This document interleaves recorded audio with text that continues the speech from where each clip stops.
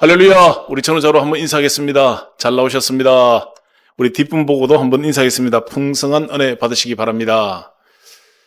오늘 거룩한 주일을 통해서 저는 이 시간에 여러분과 함께 새로운 만남이라는 말씀으로 함께 은혜를 나누도록 하겠습니다. 성경에는 수많은 만남이 있습니다. 창세기부터 지금 계시록 이 시간까지 만남, 우리 인생사도 그렇죠. 만남으로 이루어집니다. 특별히 오늘 이 시간에는 율법에 대한 거룩한 만남으로 함께 은혜를 나누도록 하겠습니다. 본문에 기록되어져 있는 배경은 이스라엘의 남유다 패망 직전입니다. 예루살렘은 성타 불타고 바빌론에 의하여 지금 포로로 끌려가는 그런 직전의 말씀에 왜 이 시점에 새로운 말씀을 주실까? 왜 이 시점에 내가 이 말씀을 깨달을까? 왜 내가 이런 경험을 하면서 새로운 결단을 해야 될까? 어쩌면 우리와 같은 때와 같은 마음을 가질 때가 많이 있습니다. 왜 이스라엘 백성들이 이런 일을 경험해야 할까? 우상 숭배와 하나님을 떠난 것과 마음의 불신과 여러 가지의 상황이 있었습니다. 여러분 알다시피 이스라엘 백성은 율법을 받았습니다. 하나님이 돌판에 새겨준 그 말씀을 받았습니다. 말씀은 받았지만 마음에는 없습니다. 보이는 말씀은 있었지만 내 마음에는 말씀이 없습니다. 지금 이스라엘이 패망 직전에 하나님은 이 돌판을 패하고 우리 마음판에 말씀을 주시는 이런 때입니다. 이제 새겨들어지는 겁니다. 이제 말씀이 깨달아지는 이 시점에 하나님께서 하신 말씀을 오늘 우리가 은혜를 나누고자 합니다. 여러분들이 잘 알고 있는 빌리그람 목사님이 신앙생활 할 때 본인이 간증을 한 것이 있습니다. 내가 교회를 나오지만 뚜렷한 만남이 없었다 했습니다. 그러던 그 교회에서 부흥회가 있었고 외부에서 오신 강사 목사님 통해서 큰 은혜를 받았습니다. 어떤 은혜를 받았느냐라고 하면은 예수님은 오늘 이 땅에 오신 목적이 있습니다. 그것은 우리와 관계를 맺기 원한다라고 했습니다. 그 관계. 하나님의 말씀이 오늘 우리 4명 가운데 오셔서 저와 여러분에게 관계를 맺기를 원합니다. 아멘. 그럼 첫째로 31절 말씀 보면은 새 언약을 약속하십니다. 새 언약은 언제 주셨느냐라고 하니까 지금 패망 직전, 예루살렘이 불타고 이스라엘이 바빌론으로 포로로 잡혀가기 직전, 지금 가장 어려운 시기에 이 말씀을 주신다 했습니다. 여러분 이스라엘 백성들이 어떤 분들입니까? 홍해가 갈라지는 것을 경험했습니다. 저 하늘에 메추라기와 만나를 날마다 경험했습니다. 생수를 마셨습니다. 불기둥, 구름기둥을 경험하며 40년을 살았습니다. 가나안 땅을 들어갔습니다. 여리고성이 무너지는 것을 경험했습니다. 그러나 이 모든 것은 외적인 겁니다. 이 엄청난 외적 환경이 있었지만 결국은 이스라엘은 무너지는 패망의 길에 지금 와 있는 겁니다. 왜 오늘 우리와 이런 일이 똑같을까? 수많은 기사와 이적과 외부적인 것이 나타났습니다. 결국 마음 하나 다스리지 못해서 무너질 때가 많이 있습니다. 외부의 말씀이 아니라 내 마음판에 말씀을 지금 새겨주시는 겁니다. 그래서 사도 바울은 고린도후서 3장 3절에 돌판에 쓴 것이 아니라 우리 마음판에 이 말씀을 썼다 했습니다. 이런 바울은 율법사 중에 율법사요, 바리새인 중에 바리새인입니다. 그의 열심은 엄청난 열심입니다. 그러나 하나님을 못 만났습니다. 율법은 연구했지만 예수님은 못 만났습니다. 다메섹 도상에서 음성을 듣습니다. 주여 누이시나이까? 네가 핍박하는 예수다. 아니 나는 지금 예수를 위하여 일을 하는데 그 외적인 것이 오히려 예수님을 핍박하는 상황까지 가게 된 겁니다. 여러분 율법이 좋다면은 왜 이런 일들이 있겠습니까? 사실 알고 보면 여러분 법적으로 그 안 좋은 거지 않습니까? 변호사들만 좋은 일만 시키는 겁니다. 법으로 안 해도 여러분 마음에서 열면은 다 열리는 겁니다. 사기꾼들은 조항을 많이 붙입니다. 그래도 사기를 칩니다. 오늘 저와 여러분에게 하나님의 말씀이 마음판에 새겨진다는 것은 내가 너와 지금 함께 한다는 겁니다. 누가복음 19장 8절 말씀 보면 삭개오는 돈에 욕심도 많았지만은 돈에 대하여 무서운 사람입니다.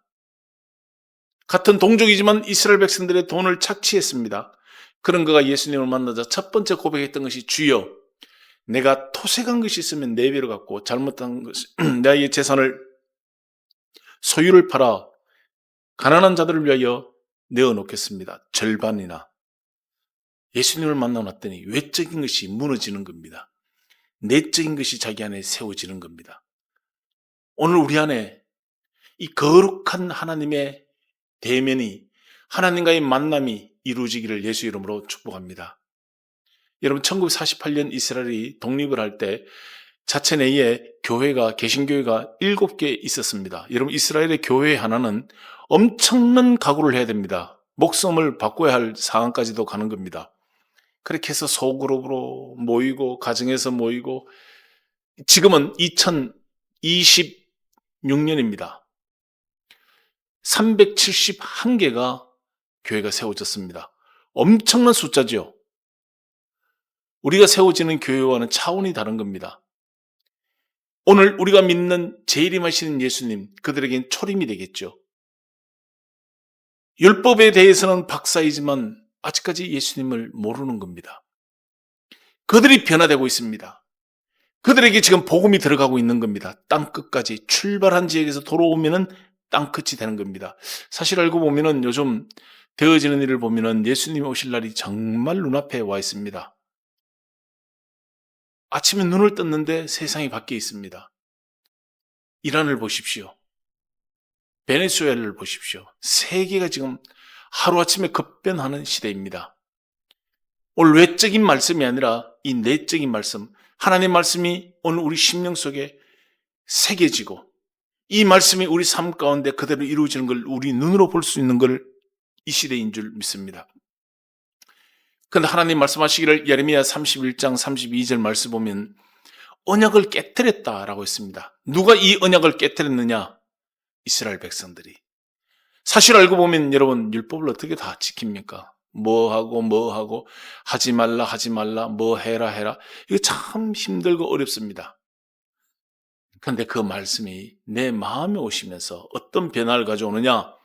두 번째로 보면은 33절 말씀 보면은 마음에 기록했다 했습니다. 히브리 원어에 보면은 이 마음이란 단어를 풀어보면은 세 가지의 뜻을 갖고 있습니다. 생각이 마음입니다. 의지가 마음입니다. 우리 감정이 마음입니다. 그러면 생각과 마음은 함께하는 겁니다. 우리 의지와 마음이 함께하는 겁니다. 여러분의 감정이 마음과 함께하는 겁니다. 마음은 하나이지만 분리로 한다면 이런 역할을 감당하고 있는 겁니다. 하나님 우리에게 꿈을 주셨습니다. 비전을 주셨습니다. 마음에 어떤 생각이 왔습니다.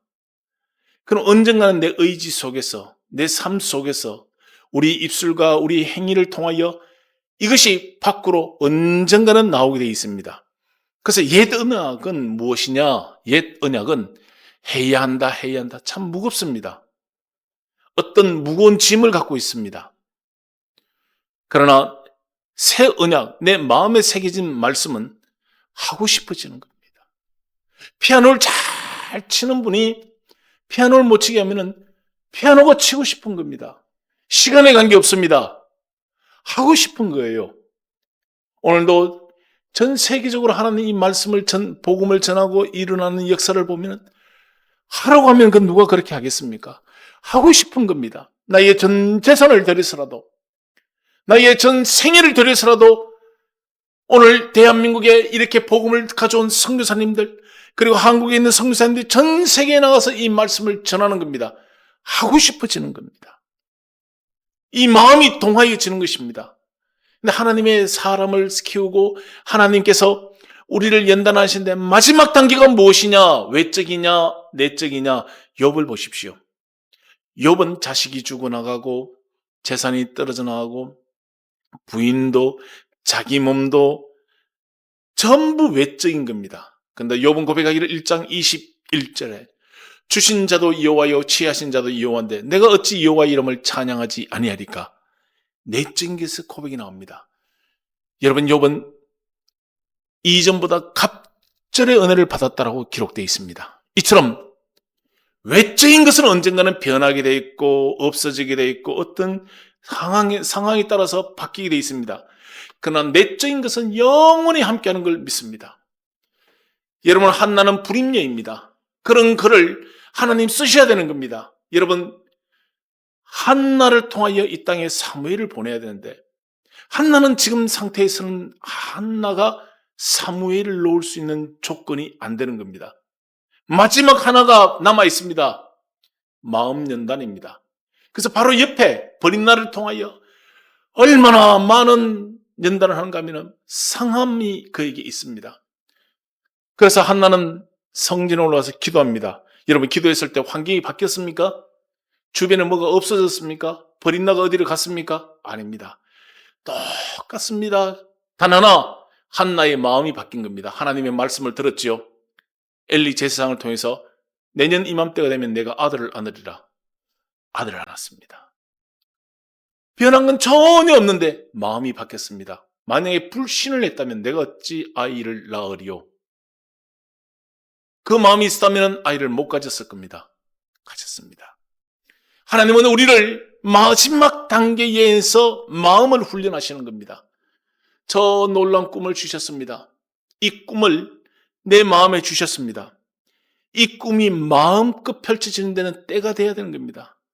열왕기상 3장 5절 말씀 보면 여러분, 솔로몬이 어린 나이에 왕이 된 다음 산당에서 1,000번제를 드리고 꿈속에서 하나님을 만납니다. 하나님이 내가 너에게 무엇을 줄꼬? 이 시간에도 여러분에게 무엇을 줄꼬라고 말하면은 주섬주섬 머뭇하면은 그건 아직 정리가 안 된 겁니다. 솔로몬은 하나님 나에게 덧는 마음을 주십시오. 왜 그러냐 하니까 하나님의 백성을 송사할 수 있는 지혜로운 마음을 달라 했습니다. 여러분, 하나님이 기뻐하며 전에도 없고 후에도 없는 하나님께서 그에게 이 지혜를 주셨습니다. 깨달아지는 겁니다. 외적인 거라면 얼마나 그것이 무겁겠습니까? 하나님은 오늘 저와 여러분에게 마음을 훈련하시는 것은 여러분을 쓰시기 위한 마지막 단계. 이 단계에서 여러분 승리하기를 예수 이름으로 축복합니다. 마태복음 13장에는 많은 비유가 있는데 그 중에도 이 밭에 대한 비유를 하셨습니다. 4가지로 표현했습니다. 길가, 돌밭, 가시밭, 좋은 밭. 이 씨를 뿌리는데 4가지로 표현했는데 이 4가지는 외적인 것이지만 실질적으로 보면 우리 내면을 말하고 있습니다. 길가 밭은 다친 마음입니다. 열리지가 않습니다. 딱딱합니다. 여러분, 외국인들과 대화를 하고 외국 방송을 들으면 소리는 들리는데 무슨 말인지 모르는 겁니다. 들리지가 않는 겁니다. 돌밭은 어떤 마음이냐? 얕은 마음입니다. 돌 위에 흙이 있으니까 금방 싹은 나지만 뿌리가 내려가지 못하니까 금방 없어집니다. 금방 은혜 받았습니다. 금방 그 은혜가 사라지는 겁니다. 3번째는 가시밭입니다. 가시와 좋은 씨가 같이 지금 떨어져 있는 겁니다. 같이 자랍니다. 그런데 결국 어떻게 되느냐? 이 가시밭은 좋은 말씀을 받았지만 마음이 늘 분산됩니다. 여기에 저기에 열매를 못 맺는 겁니다. 근데 좋은 밭은 어떤 밭이냐라고 했더니 그 밭은 들어와서 그 씨앗이 열매를 맺는데 30배, 60배, 100배를 맺습니다. 어느 날 하나님이 아브라함을 부릅니다. 조카 롯을 데리고 나왔을 때 그 조카가 자기의 후손인 줄 알았지만 하나님은 조카를 보내고 저 하늘을 바라보게 합니다. 저 별처럼 너의 자손이 그렇게 되리라. 저 바다의 모래알처럼 너의 후손이 그렇게 되리라. 우리의 삶 속에 지금 아무것도 없는데 하나님 꿈을 주시고 비전을 주십니다. 저 하늘의 별을 보아라, 김 목사. 저 바닷가의 모래알을 보아라. 그와 같이 되리라. 하나님, 오늘도 우리 예배가 영광스럽게 찬양하며 하나님의 백성들이 일어나기를 원하며 그 속에 성령의 역사하심으로 치유와 회복과 감동, 감화가 이루어지기를 원합니다. 오랜 시간부터 이 마음에 그런 꿈을 꾸고 있습니다. 저는 예배 속에 그것을 늘 마음에 갖고 있습니다. 하나님, 이 환경에서 저에겐 기적과도 같은 겁니다. 근데 그것을 이루고자 하는 이가 하나님이요. 제 마음 가운데 그 영이 늘 역사합니다. 저에게는 30배, 60배, 100배의 열매가 오늘 이 자리를 통하여 여러분 맺어질 줄 믿습니다. 여러분에게 오늘 주셨습니다. 그 꿈과 비전이 하나님이 이루어져 가는 걸 믿습니다. 왜 이 시점에 이 말씀을 주셨느냐? 해보았으니까. 경험해보았습니다. 만나도 먹었고 기적도 보았고 엄청난 일들을 경험해왔습니다. 결국은 그 말씀은 바깥에서 역사했지 안에는 들어오지 않는 겁니다. 그래서 패망 직전에 내가 너에게 새로운 언약을 주리라. 왜 그렇게 했느냐? 세 번째로는 34절 말씀 보니까 악행을 사하고 죄를 기억하지 않는다. 영적으로 지금 무너진 상태입니다. 육적으로도 모든 것이 좌절된 상태입니다. 이때 말씀을 주셨어요. 새롭게. 여러분 어느 날 부도가 나고 환경이 무너졌습니다. 이때 하나님 말씀이 내게 들려옵니다. 흔들림이 없는 순도 100%의 말씀이 내 마음에 탁 새겨지는 겁니다. 의지할 것이 많으면 이게 역사할 수가 없습니다. 가시밭입니다. 분산됩니다. 근데 그 말씀이 내 안에 탁 들어오니까 흔들림이 없는 마음판에 새겨지는 고린도후서 3장 3절 말씀처럼 하나님께서 오늘 우리에게 주신 귀한 말씀이 새겨지는 겁니다.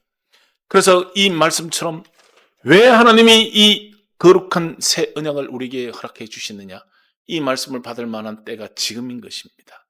그리고 결국은 이스라엘 백성들은 70년 만에 바벨론에서 다시 포로로 돌아와서 다시 이스라엘이 재건되어집니다. 하나님의 약속이 이루어져 가는 겁니다. 오늘 어쩌면 여러분들에게 새로운 언약을 이 시간 이 말씀을 통해서 주셨습니다. 왜 주셨느냐? 하나님은 살았고 좌우의 날선 어느 것보다 예리한 그 말씀으로 일하기를 원하십니다. 이제 주님 오실 날이 얼마 남지 않았습니다. 하나님이 오늘 우리 마음판에 주신 이 귀한 말씀, 새 언약, 새로운 만남, 이 말씀으로 한 주간 승리하기를 예수 이름으로 축복합니다. 할렐루야.